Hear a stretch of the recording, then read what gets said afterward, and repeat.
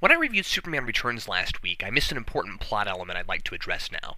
I mentioned that I wasn't clear on how Superman knew Jason was his son, and admitted that I may have just missed something and it might not really be a plot hole. A number of viewers left comments clearing this up for me, and thanks to them. The idea is that Lois tells Superman about Jason when she whispers to him in the hospital room. I made a note about that scene while I was watching, wondering what she had whispered, but I became so fixated on Superman's speech in Jason's bedroom and the thematic and character implications of that I forgot all about Lois whispering in the hospital. Usually when a character says something to another character and we don't get to hear it, it's really important. But then again, usually the other character isn't in a coma. As one of our viewers pointed out in the comments, this is what that repeated line of dialogue is about that I talked about toward the end of my review. Instead of "will I see you around," Lois says, "will we see you around?" And again he says, "I'm always around." The two of them are silently acknowledging that Jason is their son, and Superman is promising that he'll be there for him. I suppose the subtlety of this is nice, but as I said before, we're so distracted from our characters that it's difficult to appreciate their motivations. Why are they treating this as a subject they can't talk about? Are they ashamed? After all, they had a kid, on accident, and Jason thinks he's someone else's son, while Richard thinks he's the kid's dad. But that's probably not supposed to be the case. The idea probably is that Superman thinks it's more responsible to let Jason have as normal life as possible, being careful not to let the world know that he's the son of Superman, with the kinds of dangers and pressures that would bring for him.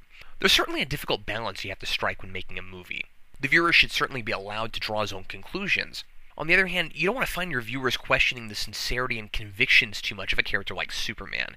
That makes him potentially an unsympathetic character, for precisely the same reasons I found him unsympathetic for leaving the planet without telling everyone. I'm supposed to appreciate that he's too timid and scared to tell the people he loves why he's going away for 5 years. He takes the easy way out, and you have to question how much he really does care.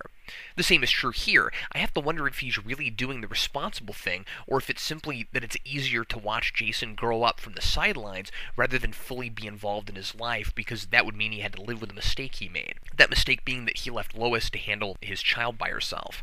And my answer for this is, what you leave up to an audience should be whether or not a person made the right choice, not why a person made that choice. Motivation is important, and we're watching these characters rather than reading about them in a book where we can see in exposition how they're reasoning things out, which means that their intention should be clear.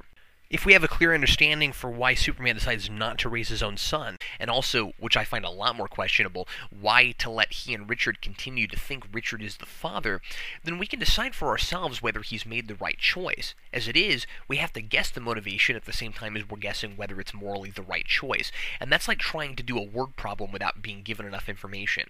We learn characters' motivations by drawing conclusions from what they do, the decisions they make, and patterns of behavior. And as I said before, this Superman isn't proactive enough for us to draw those kinds of conclusions. So knowing what was happening in that hospital scene clears up a story point, but it doesn't make the whole situation any less morally ambiguous for me, and it further fuels my point about questioning whether this Superman really stands for truth. I also wanted to give everyone a clue about the special 50th episode coming out on Saturday. It's not a movie review.